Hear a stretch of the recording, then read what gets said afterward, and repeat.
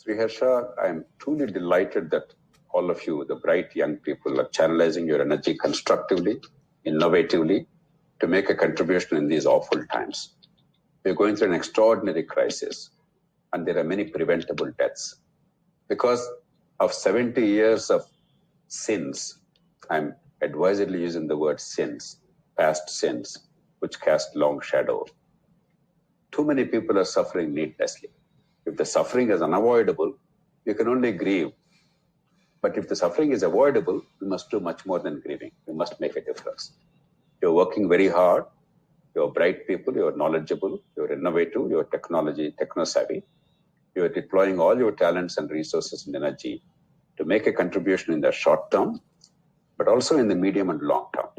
What I urge you is, what you cannot overcome overnight, don't let it discourage you. You cannot create 100,000 beds in hospitals overnight.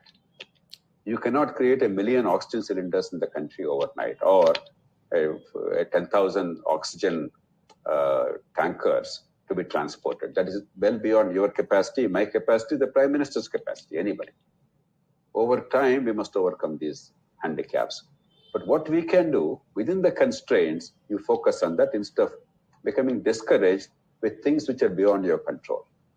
As they say, a wise man understands the power of doing the thing that you can do to make a difference, and also understands the incapacity in many areas, and therefore there's no point wasting your energy, and the wisdom to know the difference between the two. True. And second, now that we are gaining these insights, you can do a lot of things in the medium term with the power of technology and your own innovation to improve the situation over the coming months, even after the COVID passes, because the world is not going to end after COVID. And finally, these energies must be channelized on a larger plane to improving the healthcare system in the country. Right. There is a lot we need to do. And this country is terribly, terribly underserved. 50 million people are becoming poor in India every year. They were not poor at the beginning of the year. By the end of the year, they are poor only because of poor healthcare or healthcare costs. It's a disgrace. And that can be corrected. But we all can be partners in this.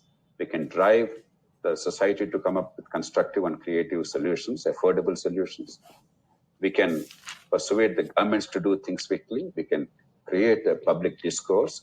And we can actually make a difference in each community with our technology and with our energy to make the change happen as and when the policies are in place. And I hope that you will continue this, and don't be discouraged. There is always a silver lining in a dark cloud.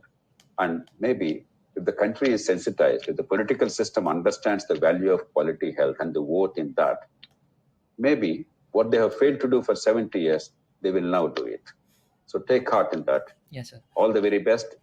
I take immense pride in all of you. You're doing a fantastic job. You're a source of inspiration to all of us. Thank you.